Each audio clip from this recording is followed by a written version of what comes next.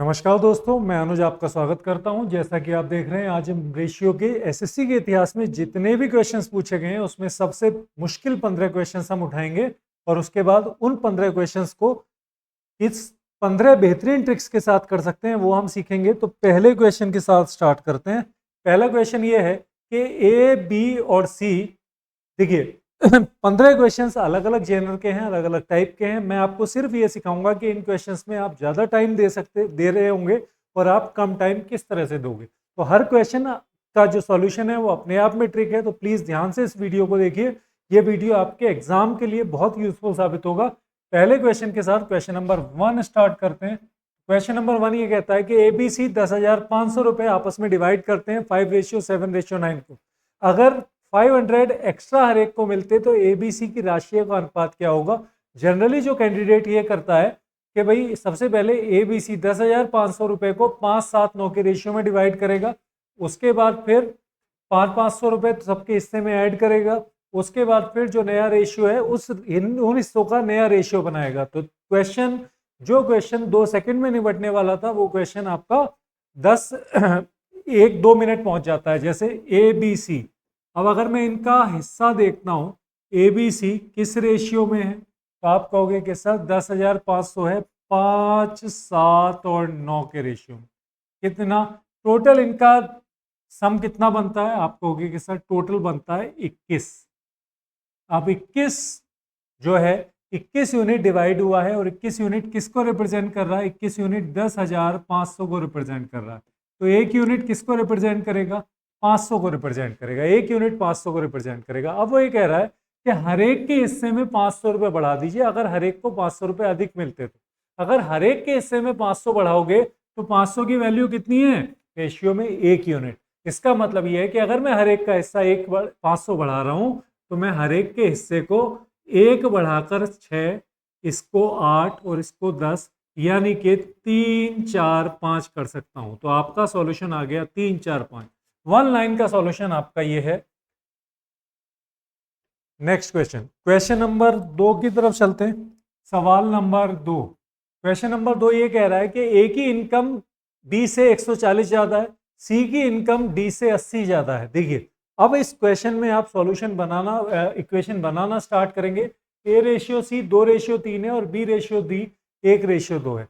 Equations कम से कम 4 equation आपके पास होंगी और इन 4 इक्वेशन से फिर आप सॉल्यूशन तक पहुंचेंगे। तो मतलब क्वेश्चन का जो सॉल्विंग टाइम हो गया वो 2 मिनट हो गया। अब इस टाइप के क्वेश्चन जहां आपको एक्सेस ऑफ डाटा मिल रहा है, आपको बहुत ज्यादा डाटा मिल रहा है, तो ऐसे इस डाटा को आप ऑप्शंस के साथ मैच या मिसमैच करेंगे। ट्रिक नंबर 2, अगर रेशियो के क्वेश्चंस में आपको एक्सेस ऑफ डाटा मिल रहा है तो इस डाटा को ऑप्शंस के साथ मैच या मिसमैच करके आप सॉल्यूशन तक पहुंचेंगे। जैसे ए की इनकम बी से 140 ज्यादा है, अगर आप चारों ऑप्शन में देखोगे तो ए की इनकम बी की इनकम से 140 ही ज्यादा दिखाई दे रही है। तो इसका मतलब यह है कि ये डाटा चारों ऑप्शन को मैच कर रहा है। दूसरा, सी की इनकम डी से 80 ज्यादा है, तो सी की इनकम डी से 80 ज्यादा, ये 120 ज्यादा है, ये खत्म कर दो, ये 80 ज्यादा है, ये रहने दो। उसके बाद ए और सी का रेशियो है 2 और 3।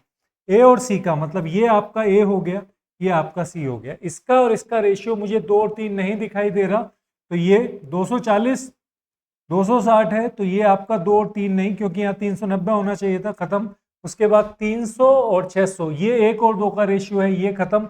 तो इसका मतलब सिर्फ आपका ये बचता है। तो जैसे ही आपने डाटा को ऑप्शंस के साथ मैच करना स्टार्ट किया, आप सीधे सीधे सॉल्यूशन पर पहुंच गए, आपको एक लाइन भी लिखने की जरूरत नहीं पड़ी। अगला सवाल, क्वेश्चन नंबर 3। अब ये क्वेश्चन है आपका CHSL 19 में पूछा गया था कि 3 बॉक्सेस हैं, कैपेसिटी है 24, 36 और 84 kg। ABC, इसमें ABC 3 अनाज भरे हुए हैं इस क्वांटिटी के 3 बॉक्सेस में। अगर सभी को खाली किया जाता है, ऑल एम्प्टीड, मिक्स्ड, सबको मिलाया जाता है, उसके बाद अगेन सबको भरा जाता है, आपस में मिलाकर अगेन बॉक्सेस में भरा जाता है, तो आपको बताना है कि quantity of be in third box कितनी होगी। तो बड़ा बेसिक सा सवाल है जो आपकी बेसिक रेशियो नॉलेज को चेक कर रहा है। देखो, अगर इस टाइप के क्वेश्चन को, वीडियो को पॉज कीजिए, इस क्वेश्चन को करके देखिए। अगर इस टाइप के क्वेश्चन को करने में आपको दिक्कत आ रही है तो इसका मतलब यह है कि कहीं ना कहीं आपको बेसिक्स को दोबारा से ब्रशअप करने की आवश्यकता है। तो सबसे पहले फर्स्ट बॉक्स है, फर्स्ट बॉक्स सेकंड बॉक्स और थर्ड बॉक्स। फर्स्ट बॉक्स आपका 24 kg का है, सेकंड बॉक्स आपका 36 kg है और थर्ड बॉक्स आपका 84 kg का है। इसमें ए अनाज भरा हुआ है, इसमें बी भरा हुआ है और इसमें सी भरा हुआ है। अगर मैं इन तीनों को आपस में मिलाता हूं तो मुझे क्या मिलेगा सर? मुझे मिक्सचर मिलेगा। क्या मिलेगा? मुझे मिक्सचर मिलेगा। ये मिक्सचर आपका कितना, किस रेशियो में होगा? तो आप कहोगे कि सर इस मिक्सचर में ए बी सी,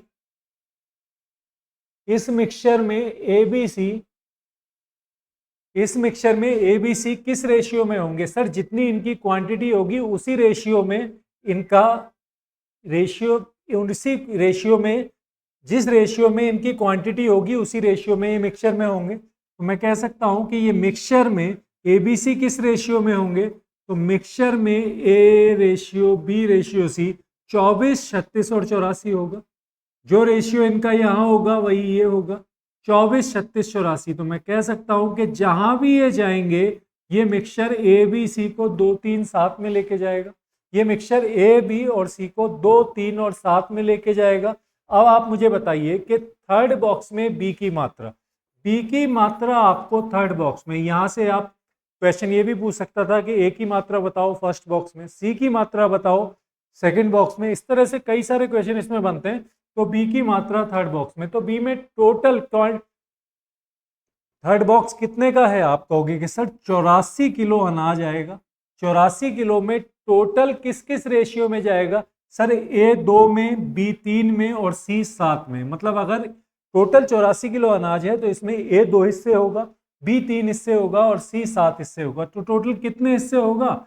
12 हिस्से। तो 12 हिस्से अनाज में से बी की वैल्यू कितनी है? 3 हिस्से। तो आपको 12 हिस्से अनाज में से 3 हिस्से चाहिए। तो जब आप इसे सॉल्व करोगे तो आप पता कर सकते हो कि 21 kg अनाज मिलेगा आपको थर्ड बॉक्स में बी के रूप में। ठीक है, बहुत आसान सवाल है, बेसिक्स को चेक करता हुआ सवाल है। अगले सवाल पर चलते हैं, क्वेश्चन नंबर 4 पर आते हैं। क्वेश्चन नंबर 4 देखने में भी काफी बड़ा दिखाई दे रहा है। 46,800 रुपए ए बी सी डी के बीच इस प्रकार डिवाइड किए जाते हैं कि ए डी और बी और सी का संयुक्त हिस्से का अनुपात है 8:5। अगर मैं a plus d ratio b plus c करता हूं तो मुझे कितना मिल रहा है? 8:5 मिल रहा है। उसके बाद बी और सी का जो रेशियो है, बी और सी के हिस्से का अनुपात है 5:4 है। उसके बाद ए को 18,400 रुपये मिलते हैं। तो ध्यान दीजिए, अगर मैं आपसे ये कह रहा हूं कि ए को 18,400 रुपये मिलते हैं, कितने में से? 46,800 में से। 46,800 में से 18,400 मिलते हैं ए को, तो ए को इतना पैसा मिल रहा है टोटल इतने में से। तो रेशियो चेक करेंगे तो 2 जीरो से 2 जीरो उड़ा दीजिए, ये आ जाएगा आपका 846 और ये आ जाएगा 117। 4 से डिवाइड करने पर तो 46/117। अगर टोटल 117 है, टोटल आपका 117 है, तो इसमें से ए को कितना मिला? 46 मिल रहा है। ध्यान दीजिएगा, टोटल 117 तो ए को कितना मिला? 46। तो अगर ये 8 और 5 13 है और अगर मैं टोटल को 117 बना लूँ तो मुझे ए की वैल्यू डायरेक्टली मिल जाएगी। तो 8 और 5 13 को अगर मैं 9 से मल्टीप्लाई कर देता हूँ तो कितना आ जाएगा? 8 नम 72 और उसके बाद 5 नम 45। अब ये आ गया 117। अब 117 में से 46 ए है। अगर 46 ए है तो बी कितना होगा? तो आप कहोगे कि सर बी आ जाएगा कितना? 26। अब सी और डी, आप कहेंगे कि सर सी और डी की जो वैल्यू होगी वो कितनी कितनी होगी? सी और डी 5 और 4 के रेशियो में है, तो 45 को 5 और 4 के रेशियो में डिवाइड करना मुश्किल काम नहीं है। 45 को 5 और 4 के रेशियो में डिवाइड करेंगे तो इसके पास 25 आएगा और इसके पास 20 आएगा। अब आपसे पूछा गया है कि भाई, एक इंफॉर्मेशन आपको दी गई है ये कि x जो है वो वैल्यू है a और b के बीच का अंतर। a और b के बीच का अंतर ये आपका, ये d है बच्चों, ये d है और ये आपका b और c है। ये b है और ये c। ठीक है, ये आपका a और d है, ये आपका b और c है। चलिए, ये a और d है, ये आपका b और c है। अब ए और बी के बीच का अंतर, ये आपको एक्स की वैल्यू है। ए और बी के बीच का अंतर आपको एक्स की वैल्यू देगा कितना? एक्स बराबर आ जाएगा कितना बच्चों? 21। एक्स बराबर 21 आ जाएगा। सी और डी के बीच में डिफरेंस वाई रिप्रेजेंट कर रहा है, वाई रिप्रेजेंट कर रहा है सी और डी के बीच में डिफरेंस, तो वाई की वैल्यू कितनी आ जाएगी? आप कहोगे कि सर वाई की वैल्यू आ जाएगी। अब एक्स और वाई के बीच में डिफरेंस क्या हो जाएगा? तो एक्स और वाई के बीच में डिफरेंस हो जाएगा कितना? 15। ध्यान दीजिएगा, एक्स और वाई के बीच में डिफरेंस हो जाएगा 15। अब आपको निकालना है एक्स और एक्स माइनस वाई की 15 की वैल्यू निकालनी है, और 117 की वैल्यू आपको दे रखी है। तो 117 की वैल्यू अगर 46,800 है, 117 की वैल्यू अगर 46,800 है, 117 की वैल्यू है 46,800, ये 117 की वैल्यू है, तो आपको बताना है कि 15 की वैल्यू क्या होगी। तो इससे ये 4 बार दिखाई दे रहा है, 1 चौक 17 चौक 68, 15 400 से मल्टीप्लाई करेंगे तो आपका आंसर आ जाएगा कितना? 6000 आपका आंसर आ जाएगा। जितना बेहतरीन क्वेश्चन उतना ही बेहतरीन सॉल्यूशन है। आइए अगले सवाल पर चलते हैं। अब आपसे कहा गया है कि a square plus b square, b square plus c square, c square plus a square, value आपको दी है 34, 61, 41, 45। आपको b minus a, c minus b और सी माइनस ए पूछा गया है। 29/1/2022 को सीजीएल में पूछा गया है। बेहतरीन सवाल। सबसे पहले अगर हमें सेक्वेंस में 3 फंक्शन 4 फंक्शन इस तरह से सेक्वेंस में दे रखे हैं, तो अगर मुझे रेशियोज निकालना है किस किस का? फंक्शंस का, जो भी पार्टिसिपेटिंग्स हैं अगर उनका मुझे रेशियो निकालना है, तो ए square b square c square अगर मैं निकालूंगा तो किस तरह से निकालूंगा? अगर मुझे ए स्क्वायर निकालना है, मतलब ए स्क्वायर की वैल्यू निकालनी है, तो जहां भी ए स्क्वायर है उसे मैं जोड़ लूंगा। जहां भी जिसकी भी वैल्यू मुझे निकालनी है, देखो इसमें 3 फंक्शन है, ए स्क्वायर बी स्क्वायर और सी स्क्वायर, तीनों ही साइकिल में आगे बढ़ रहे हैं।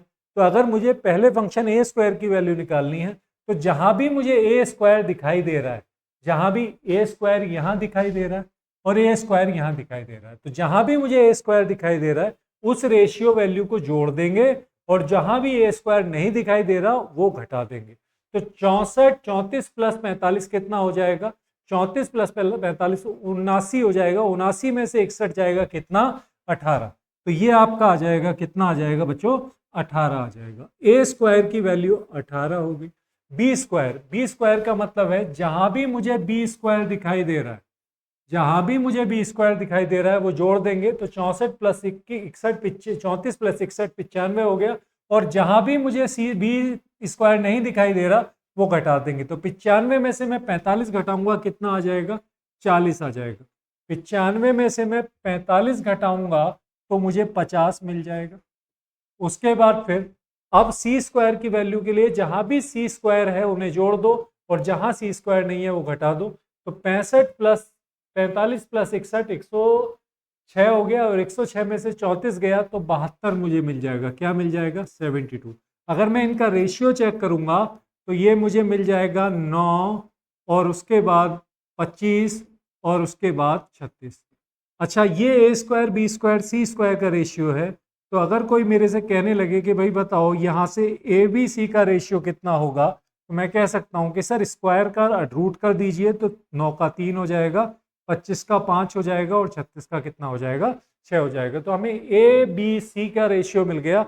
अब आपसे पूछा जा रहा है बी माइनस ए कितना होगा। तो बी माइनस ए यानी कि 5 माइनस 3, बी माइनस ए 5 माइनस 3 यानी कि 2 और 2, ठीक है। उसके बाद फिर सी माइनस बी 6 माइनस 5 यानी कि 6 माइनस 5 1 आ जाएगा। तो 2 और 1 का रेशियो कहाँ है? यहाँ है। ये अपना आंसर हो जाता है। ठीक है, बहुत आसान सवाल है, इस ट्रिक को याद रखिएगा। x minus a x minus b x minus c 11 9 5 है, तो आपको बताना है। उससे पहले x बराबर a plus b plus c बटे 2 है, तो आपको a ratio b ratio c बताना है। बहुत प्यारा सवाल है।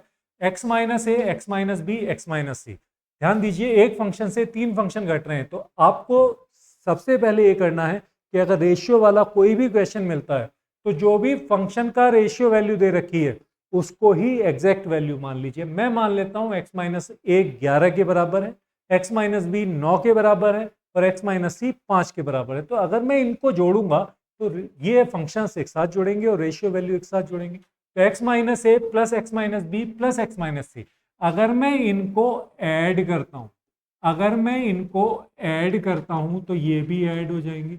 ऐड करूंगा तो x कितनी बार आ जाएगा, x आ जाएगा 3 बार, 3x माइनस, क्योंकि माइनस में a भी है, b भी है और c भी है, तो माइनस कॉमन लेके मैं अंदर लिख सकता हूं a प्लस बी प्लस सी, और ये कितने के बराबर आ गया, ये आ गया 11 और 9 20, 20 और 5 25 के बराबर, ये 25 के बराबर आ गया। अब अगर x is equal to a plus b plus c बटे 2 है, तो क्या मैं लिख सकता हूं a प्लस बी प्लस सी बराबर कितना आ जाएगा, 2x आ जाएगा। a प्लस बी प्लस सी कितना आ जाएगा, 2x। तो क्या मैं इसकी जगह 2x लिख सकता हूँ, हाँ जी लिखा जा सकता है। तो 3x माइनस के 2x कितने के बराबर आ गया, 25 के बराबर आ गया। यहां से मैं लिख सकता हूं x की वैल्यू कितनी आ जाएगी, 25। कई बार ट्रिक्स आपको बताई जाती है कि भाई इस टाइप का क्वेश्चन आ जाए तो आप ये याद कर लेना कि x की वैल्यू इनका सम होगी, बट ऐसे क्वेश्चंस भी यहाँ हैं कि आपको ये इसमें थोड़ा सा चेंज करेगा और आपकी जो सारी ट्रिक है वो धरी की धरी रह जाएगी, आप सॉल्यूशन गलत करके आओगे। तो ये क्वेश्चन थोड़ा सा बेसिक पे आप कीजिए, x बराबर 25 आ गया, यहाँ से आपकी ट्रिक स्टार्ट करती है। आप बताइए कि अगर x की वैल्यू आपकी 25 है, x की वैल्यू कितनी है 25 है, तो और x माइनस ए की वैल्यू 11 है, तो अगर x माइनस ए ये 25 है और x माइनस ए की वैल्यू 11 है, तो a की वैल्यू कितनी रही होगी, तो आप कहोगे कि सर 25 में से 14 घटाएंगे तभी 11 आएगा। 25 में से कितना घटाएं कि 9 आ जाए, तो आप कहेंगे कि सर 25 में से 16 घटाएंगे तब 9 आएगा। 25 में से कितना घटाए कि 5 आ जाए, तो 25 में से आप 20 घटाएंगे तब 5 आएगा। तो आप कह सकते हो कि सर ए बी सी का जो रेशियो आएगा, ए बी सी का जो रेशियो है वो 14, 16 और 20, और अगर आप इसमें से 2 हटा दोगे तो 7, 8, 10 आपका आंसर हो जाएगा। बहुत बेहतरीन सवाल।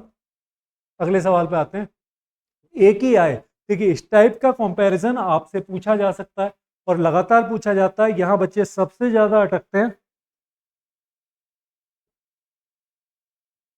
ए की आय बी की तुलना में 60% कम है और ए का व्यय बी के व्यय के 60% के बराबर है।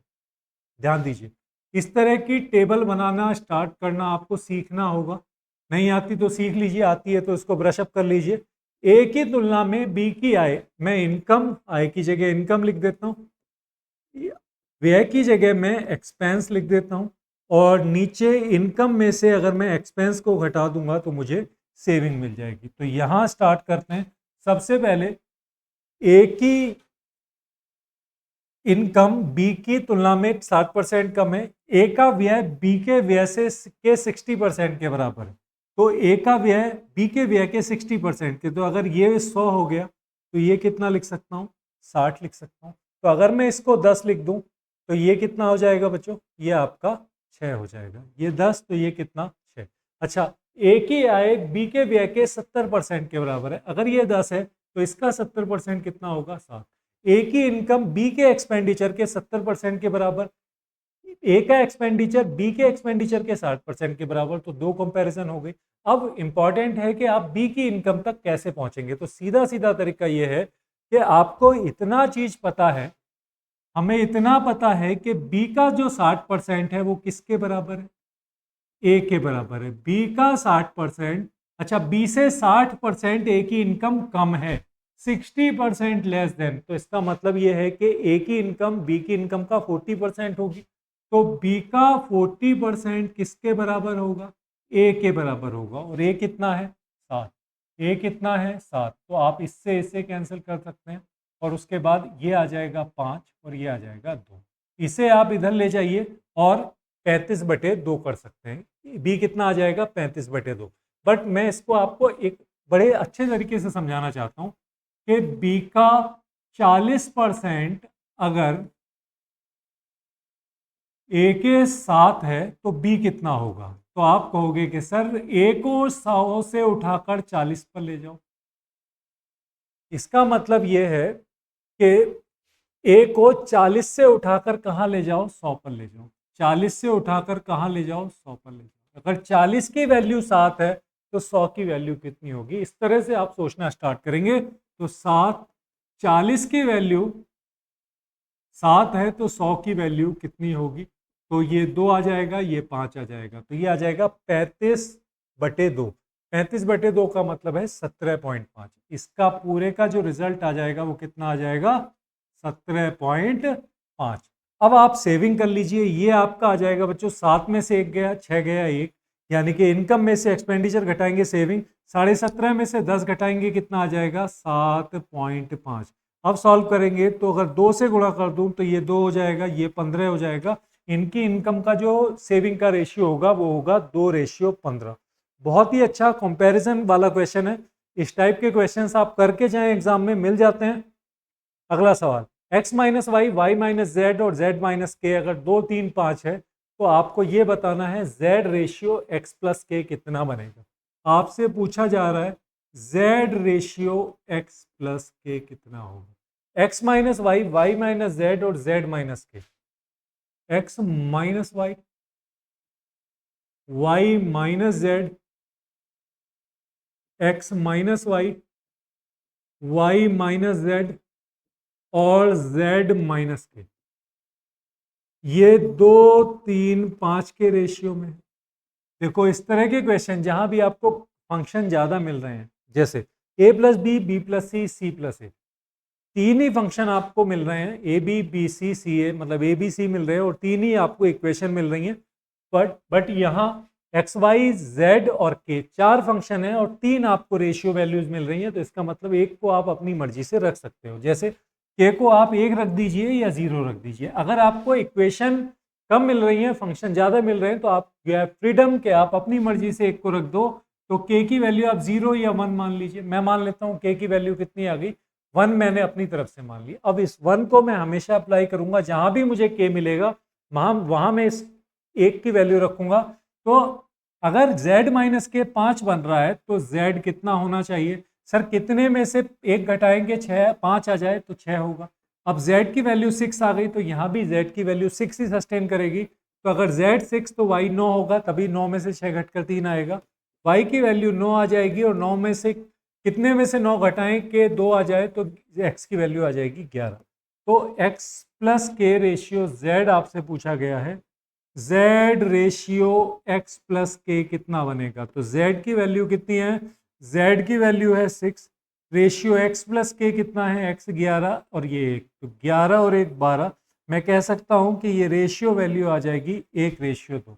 किसी भी तरह का इस टाइप का क्वेश्चन आता है तो आप इसे बड़े आराम से निपटा सकते हैं। इस ट्रिक को ध्यान रखिएगा। ट्रिक कहाँ लगेगी, जब आपकी इक्वेशन कम है, फंक्शंस, नंबर ऑफ फंक्शंस ज्यादा है। आगे बढ़ते हैं। अगला सवाल, कुल आय में से एक परिवार 15% बचाता है, शेष राशि 3 प्रकार के खर्चों में खर्च करता है, स्वास्थ्य, शिक्षा, भोजन। इस टाइप के क्वेश्चंस जहां आपको 2-3 तरह की कंपैरिजन मिल रही है, इस टाइप के क्वेश्चंस में आपको महारत होनी चाहिए, क्योंकि आने वाले एग्जाम में मैं एक्सपेक्ट करता हूं कि इस टाइप के क्वेश्चंस आपको 2 या 3 मिलेंगे। और यही क्वेश्चन अगर आप किसी भी सेक्शन में, चाहे वो परसेंटेज के सेक्शन से हो, चाहे वो रेशियो के से हो, ये अगर आप यही 2-3 क्वेश्चन छोड़कर आते हैं तो जो पोस्ट आपको असिस्टेंट ऑडिट ऑफिसर या सीएसएस में मिलने वाली थी वही आपको एक्साइज इंस्पेक्टर तक धकेल सकती है या उससे भी नीचे। तो ध्यान रखिएगा, हर एक नंबर आपके लिए बहुत इंपॉर्टेंट है। कुल आय में एक परिवार 15% बचाता है, शेष राशि 3 प्रकार के खर्चों, स्वास्थ्य, शिक्षा, भोजन पर खर्च करता है, 1:2 में खर्च कर रहा है। आय शिक्षा पर किए गए खर्च के 3 गुना से 300 रुपए कम है। बचत और स्वास्थ्य पर होने वाले खर्चों में क्या अंतर है, ध्यान देंगे। सबसे पहले आप 15% है, कोई बहुत ज्यादा वो नहीं है, एक इंटीजर में परसेंटेज दे रखी है, तो मैं 100 से स्टार्ट कर सकता हूं। 100 से स्टार्ट करता हूं तो मैंने मान लिया इनकम कितनी है, मैंने मान लिया कि इनकम है 100। इनकम 100 है तो इसमें एक्सपेंस कितना होगा, एक्सपेंस 85 होगा। और जो सेविंग है वो कितनी होगी, तो सेविंग 15 होगी। अगर 100 में से 15 बचा रहा है तो डेफिनेटली 85 खर्च कर रहा होगा। अच्छा, इस 85 को किस किस उसमें खर्च कर रहा है, स्वास्थ्य यानी कि हेल्थ, बहुत इंपॉर्टेंट है व्यक्ति के लिए। उसके बाद फिर एजुकेशन, और उसके बाद कुछ बच रहा है तो फूड में। किस किस रेशियो में कर रहा है? 1:2:2, 1:2:2। 85 को 1:2:2 में बांटोगे तो कितना मिलेगा? तो आप कहोगे कि सर टोटल हो गया 5, टोटल हो गया 5, और 5 की वैल्यू है अगर 85, 5 की वैल्यू 85 है तो 1 की वैल्यू 70 है, 2 की वैल्यू 34। तो मैं इसको सीधा लिख सकता हूँ 1:2:2 का मतलब है 1:2:2 का मतलब है ये है आपका 17, इस पे खर्च हो रहा है 34, और इस पे खर्च हो रहा है कितना? 34। अब आपसे नेक्स्ट क्या कहा जा रहा है? नेक्स्ट ये कहा जा रहा है कि आय शिक्षा पर किए गए खर्च के 3 गुने से 300 रुपये कम है। तो शिक्षा पर किया गया खर्च कौन सा है? ये है। इसका मैं 3 गुना कर देता हूं तो कितना आएगा? 102। अब इसमें से अगर मैं इनकम घटा देता हूं, इनकम, तो 100 घट जाएगी, कितना आ जाएगा? 2। 2 आ जाएगा, और 2 की वैल्यू कितनी दे रखी है? 2 की वैल्यू 300 दे रखी है। अब आपसे क्या पूछ रहा है? Difference between savings and expenditure incurred on health. Health पर एक्सपेंडिचर हुआ है कितना? 17। हेल्थ पर एक्सपेंडिचर हुआ है 17, और इसमें से आपको सेविंग हटा देनी है। तो मैं कह सकता हूं कि सर 17 में से 15 घटा रहे हो तो कितना आ जाएगा? 2 आ जाएगा। तो डेफिनेटली इस 2 की वैल्यू भी कितनी होगी? 300 होगी। तो 300 आपका आंसर हो जाएगा। तो कई क्वेश्चंस, कई शिफ्ट इस तरह की क्वेश्चन से भरी हुई थी। बहुत अच्छा क्वेश्चन है, लॉजिकल क्वेश्चन है, और इस टाइप के क्वेश्चन को आप डेफिनेटली करके जाइएगा। आगे बढ़ते हैं। 3115 की राशि, इस टाइप के क्वेश्चंस भी आपको मिल रहे हैं। ये 3-4 साल पुराना क्वेश्चन है, बट आज के सेंस में भी, आज के कॉन्टेक्स्ट में भी उतना ही रिलीवेंट है जितना पहले था। 3115 रुपए की राशि ए, बी और सी में बटनी थी। यानी कि ए, बी, सी में जो राशि बटनी थी वो कितनी थी? 3115 रुपये। अब आपसे कहा गया है कि अगर ए, बी और सी तीनों के हिस्से से क्रमशः 25 रुपये, 28 रुपये और 52 रुपीज हटा दिए, तो अगर मैं ए के हिस्से में से 25 रुपये हटा रहा हूँ, बी के हिस्से में से 28 रुपये हटा रहा हूँ, तो फाइनली कम तो इसी में से ही हो रहा है ना। फाइनली कम तो इससे ही हो रहा है। तो कितना कम हो गया? 105 कम हो गया। कितना बचा? 3110 बचा। तो ये ए न्यू, बी न्यू और सी न्यू है। ये कम करने के बाद ए का नया, बी का नया और सी का जो नया रेशियो है वो कितना आ रहा है? ये रेशियो आ रहा है 8:15:20।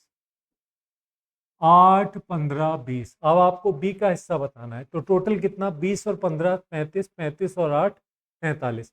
43 की वैल्यू 3110 है। भाई इन सब की 43 की जो वैल्यू है वो किसके बराबर है?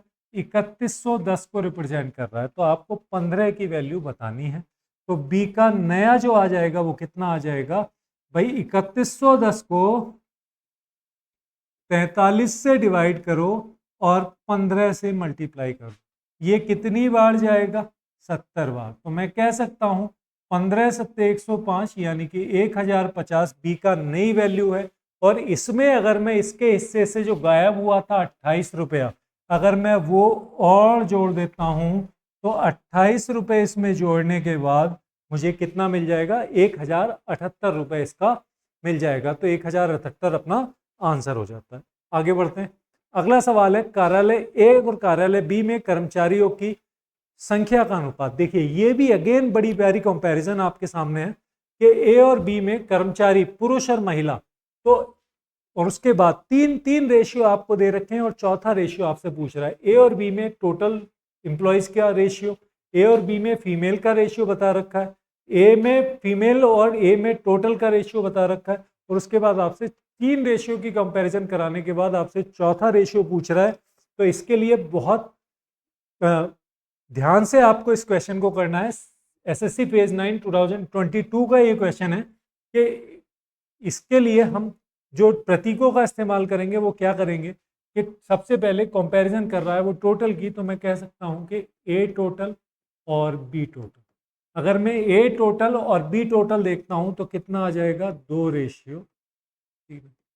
उसके बाद नेक्स्ट रेशियो दे रहा है कि ए और बी में महिला कर्मचारियों का अनुपात। तो ए में फीमेल और बी में फीमेल, ये कितना है? ये 1:2 है। ए में फीमेल अगर 1 है तो इसके रेस्पेक्ट में बी में फीमेल कितना है? अच्छा, ए में फीमेल कर्मचारी और ए में टोटल कर्मचारी, उनके बीच में रेशियो कितना है? 1 और 3 का रेशियो है।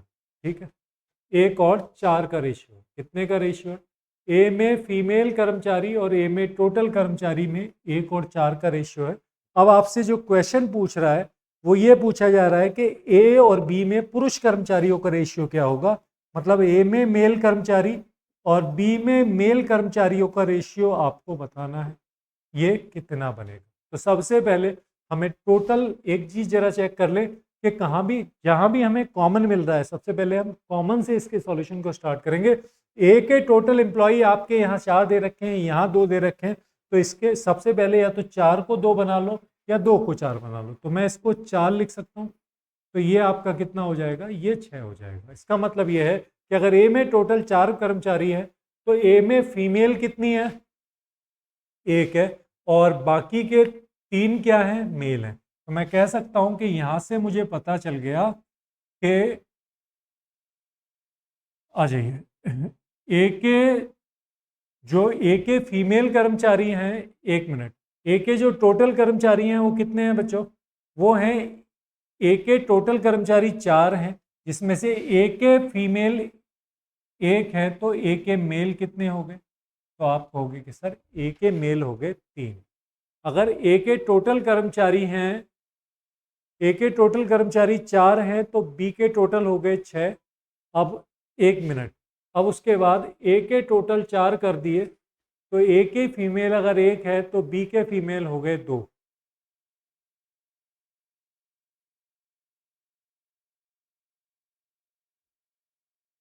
हाँ जी, तो ए के फीमेल कर्मचारी हो गए 1, तो मेल कर्मचारी हो गए हैं 3। उसके बाद फिर ए के फीमेल और बी के फीमेल कर्मचारियों का जो रेशियो है वो कितना होगा? ए के फीमेल कर्मचारी और बी के फीमेल कर्मचारी, 1 और 2 का रेशियो है ए और बी में। तो अगर बी के टोटल कर्मचारी कितने हैं? कितने? तो मैं कह सकता हूं कि बी के फीमेल कर्मचारी अगर 2 हैं तो बी में मेल कर्मचारी कितने होंगे? तो आप कहोगे कि सर 4 होंगे। बी में मेल कर्मचारी होंगे 4। अच्छा, और अगर ए के टोटल कर्मचारी हो गए 4 और इसमें से ए में फीमेल कर्मचारी हैं 1 मिनट, ये यहाँ 1 और 3 का रेशियो दे रखा है और यहाँ 1 और 4 का रेशियो दे रखा है, तो उसमें थोड़ा सा मिस्टेक हो गया। तो ये 1 और 3 कर दीजिए। चलिए मैं इसको 1 और 3 कर देता हूँ। ए के टोटल 3 हो गए, यहाँ ए के टोटल कितने हैं? यहाँ ए के टोटल 2 है। ठीक है, तो सबसे पहले इस 3 को मैं 2 से मल्टीप्लाई कर देता हूँ, इसको भी 2 से, तो इसको 6 बना दिया। ये कितना हो गया? 6। ये कितने हो गए? 2। इसको 3 से मल्टीप्लाई कर देता हूँ, इसको 3 से मल्टीप्लाई कर देता हूँ, तो ये आ जाएंगे 6 और ये कितने आ जाएंगे? ये आ जाएंगे 9। बस खेल आपका खत्म। ए के टोटल कर्मचारी हैं 6, जिसमें से ए के फीमेल कर्मचारी हैं 4। तो मैं कह सकता हूँ कि सर अगर फीमेल कर्मचारी 2 हैं तो यहाँ से ए के जो मेल कर्मचारी हैं वो कितने आ जाएंगे? 4 आ जाएंगे। उसके बाद अगर बी के टोटल कर्मचारी हैं 9, अगर बी के टोटल कर्मचारी हैं 9 और फीमेल कर्मचारी हैं 2, अगर फीमेल कर्मचारी बच्चों 2 हैं तो ये कितने आ जाएंगे? 4। तो यहाँ से बी के टोटल कर्मचारियों में से मैं बी के फीमेल कर्मचारी अगर 4 हटा देता हूँ तो बी के मेल कर्मचारी कितने हो जाएंगे? 5 हो जाएंगे। तो ध्यान दीजिएगा, बी के मेल 5, ए के मेल 4, तो 4:5 आपका आंसर आ जाता है। तो बड़ा आसान सा सवाल है ये, थोड़ा सा डाटा में आ जाइए। अगला सवाल, एक तस्वीर में नीला और पीला रंग 4:3 है। ऊपर के आधे हिस्से में नीले और पीले रंग का अनुपात है 2:3। नीचे के आधे हिस्से में यह अनुपात ज्ञात कीजिए। ध्यान दो, सबसे पहले फर्स्ट हाफ और सेकंड हाफ और टोटल। सबसे पहले टोटल फर्स्ट हाफ और सेकंड हाफ। टोट ब्लू और येलो, दो कलर हैं टोटल। ध्यान दो, अगर मैं आपसे ये कहता हूं कि एक तस्वीर में 4 और 3 के रेशियो में है और ऊपर के आधे हिस्से में ये रेशियो है 2 और 3, तो ध्यान दीजिएगा, अगर मैं आपसे ये बोलूं कि ये 2 और 3 के रेशियो में है, किस रेशियो में है? 2 और 3 के रेशियो में, तो आपके हिसाब से यहाँ कितना होना चाहिए? 5। तो आप कहोगे कि सर यहाँ भी 5 होना चाहिए, क्यों? क्योंकि टोटल कुछ भी हो, रेशियो कुछ भी हो, टोटल सेम रहेगा भाई, ऊपर का आधा हिस्सा और नीचे का आधा हिस्सा। अगर ऊपर आप में आधे कलर होंगे तो नीचे भी आधी क्वांटिटी का कलर होगा। ऐसा भी हो सकता है कि ऊपर नीला ज्यादा हो पीला कम हो, नीचे पीला ज्यादा हो नीला कम हो, but total quantity of blue plus yellow दोनों पार्ट्स में इक्वल होगी। तो आप कहोगे कि सर इसमें भी 5 होगा। अगर इसमें 5 होगा तो ऊपर इनका डबल होगा, ऊपर कितना होगा? 10 होगा। बट ऊपर कितना दे रखा है? तो आप कहोगे कि सर टोटल में दे रखा है 4:3। टोटल में 4:3 दे रखा है, तो मतलब 7 दे रखा है और नीचे 5 दे रखा है। तो आप मुझे बताइए कि 7 और 5 का एलसीएम कितना होगा? तो 7 और 5 का एलसीएम होगा 35। तो इसे आप 35 बना लीजिए। इसे 35 बनाने के लिए 7 से मल्टीप्लाई करेंगे और इसे आप 70 बना लीजिए। कितना बना लीजिए? 70 बना लीजिए। तो 70 बनाने के लिए 10 से मल्टीप्लाई करेंगे।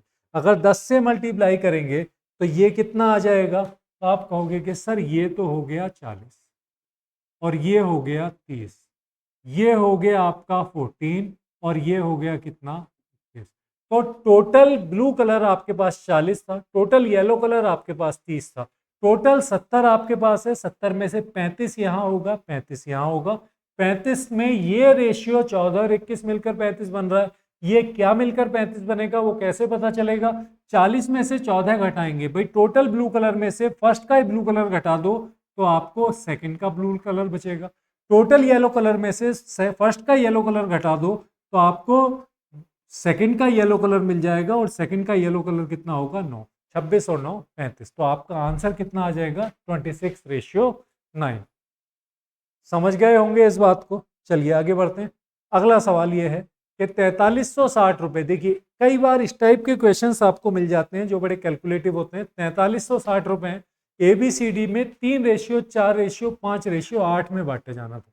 4360 रुपए ABCD में 3:4:5:8 में बांटा जाना था। इसे गलती से रेसिप्रोकल रेशियोज में या इनवर्स रेशियोज में बांट दिया गया। आपको बताइए कि इनमें से कौन सा सत्य है? इनमें से कौन सा सत्य है? अच्छा कैलकुलेटिव क्वेश्चन है। इसको आप किस तरह से करेंगे? देखिए ABCD को पहली कंडीशन है जिसमें ABC और D, उसके बाद एक सेकंड कंडीशन है जिसमें भी ABC और D है। आप बताइए कि अगर 3 4 5 8 है, चलिए मैं इसको लिख देता हूं 3 4 5 और 8, टोटल कितना बना? 8 और 5 13, 13 और 3 16 और 4 20। 20 किसको रिप्रेजेंट कर रहा है? तो आप कहोगे कि सर ये 20 रिप्रेजेंट कर रहा है 4360 रुपए को। 4360 रुपए को, तो एक की वैल्यू कितनी आ जाएगी? तो आप कहेंगे कि सर एक की वैल्यू आ जाएगी 218। इस केस में एक की वैल्यू आ जाएगी 218। तो मैं यहाँ कह सकता हूँ कि इसको कितने मिले? तो इसमें 218 की गुणा कर दो, इसमें 218 की गुणा करेंगे तो 654 आ जाएगा। इसमें 218 की गुणा करेंगे तो कितना आ जाना है? इसमें आ जाएगा 872। इसमें 218 की गुणा करेंगे तो कितना आ जाना है? इसमें 218 की गुणा करेंगे तो 1090 आ जाएगा और इसमें 218 की गुणा करेंगे तो कितना आ जाएगा बच्चों? इसमें 218 की गुणा करेंगे तो 1744। कितना? 1744। अब ABC और D का रेशियो आपको पता है कि जो भी अगर आपको फ्रैक्शंस में रेशियो मिल रहे हैं तो आप इसमें कितने की इसके ऐसे नंबर से मल्टीप्लाई कर देंगे इनके एलसीएम से जिससे सारे कट जाए, जो इन सभी से डिवाइड हो जाए। तो 120 से मैं मल्टीप्लाई कर देता हूँ। 120 से मल्टीप्लाई करूंगा तो 30 से 3 से कटने के बाद ये 40 आ जाएगा, 4 से कटने के बाद 30 आ जाएगा, उसके बाद फिर 5 से कटने के बाद 24 आ जाएगा और उसके बाद फिर 8 से कटने के बाद कितना आ जाएगा? 15 आ जाएगा। तो टोटल कितना बना, 40 30 70, 70 और 94, 94 और 15 100 कितना, 109 आपका बन जाएगा 109। तो 109 की वैल्यू कितने के बराबर है, 109 की वैल्यू 436 के बराबर है। तो एक की वैल्यू कितने के बराबर होगी, 4 के बराबर होगी। 4560, तो एक की वैल्यू 40 के बराबर होगी। तो आप कह सकते हो कि सर ये 40 से गुणा होकर 1600 हो जाएगा, ये 40 से मल्टीप्लाई होकर 1200 हो जाना है, ये 40 से मल्टीप्लाई होकर 960 हो जाएगा, और ये 40 से मल्टीप्लाई होकर कितना हो जाएगा, 15 चौक 600। अब आपसे ए को 956 ज़्यादा मिला, ए को सेकंड कंडीशन में 956 ज़्यादा मिला, 654 है और 1600 है। 654 और 1600 का डिफरेंस होता है कितना, 946। इसका मतलब 956 ज़्यादा नहीं मिला। उसके बाद बी को 318 ज़्यादा मिला, तो बी के यहाँ है 872, यहाँ है 1200। 872 और 1200 के बीच में 318 का डिफरेंस नहीं आएगा, क्योंकि 28 का डिफरेंस आ रहा है, ये 328 का डिफरेंस नहीं आएगा। उसके बाद डी को 1144 लेस मिले, तो डी को यहाँ कितना मिल रहा है, 1744, यहाँ कितना मिल रहा है, 600। 1744 और 600 के बीच में डिफरेंस कितना, 1144। तो आपका आंसर ये करेक्ट है, डी को 1144 कब मिले। तो क्वेश्चन आपको क्वेश्चन बाय क्वेश्चन अपनी अप्रोच डिसाइड करनी है। अगला सवाल करते हैं। एक परीक्षा में चयनित और अचयनित उम्मीदवारों का रेशियो 19:17 था। यदि 1200 कम ने आवेदन किया होता और 800 कम सेलेक्ट होते तो ये रेशियो 1:1 होता। तो चयनित और अचयनित का रेशियो आपको बताना है। तो सबसे पहले सेलेक्टेड और रिजेक्टेड कैंडिडेट्स का रेशियो कितना है। तो सेलेक्टेड और रिजेक्टेड, सेलेक्टेड और रिजेक्टेड, सेलेक्टेड और रिजेक्टेड का रेशियो है 19:17। तो इसका मतलब अगर सेलेक्टेड और रिजेक्टेड 19 और 17 हैं तो टोटल कितने रहे होंगे। तो इन दोनों को जोड़ दीजिए, क्योंकि सेलेक्ट और रिजेक्ट इसमें से ही निकले हैं। तो 19 और 17, तो टोटल 36 रहे होंगे। उसके बाद ये पहली कंडीशन है। अगर 1200 कम ने आवेदन किया होता और 800 कम सेलेक्ट होते, तो इसका मतलब ये है कि टोटल और सेलेक्ट के बीच में कंपैरिजन कर रहा है और रेशियो दे रहा है सेलेक्टेड और रिजेक्टेड का।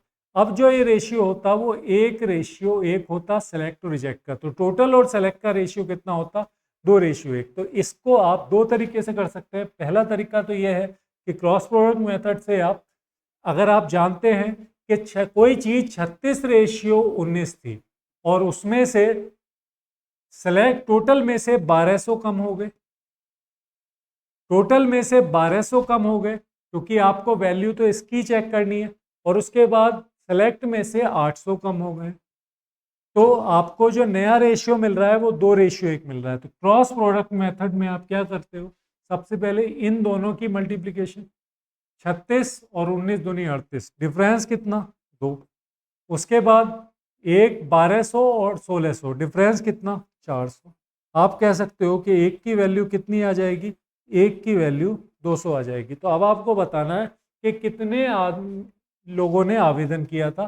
तो 36 लोगों ने आवेदन किया था, तो टोटल 36, तो 36 की 200 से गुणा करेंगे, आपका आंसर कितना आ जाएगा, 7200 आ जाएगा। तो क्रॉस प्रोडक्ट मेथड से आप इसके सॉल्यूशन तक आराम से पहुंच सकते हैं। अगर आपको वो नहीं भी आता तो भी आप तरीका ये ले सकते हैं कि टोटल और सेलेक्ट का जो रेशियो था वो कितना था, 36 और 19।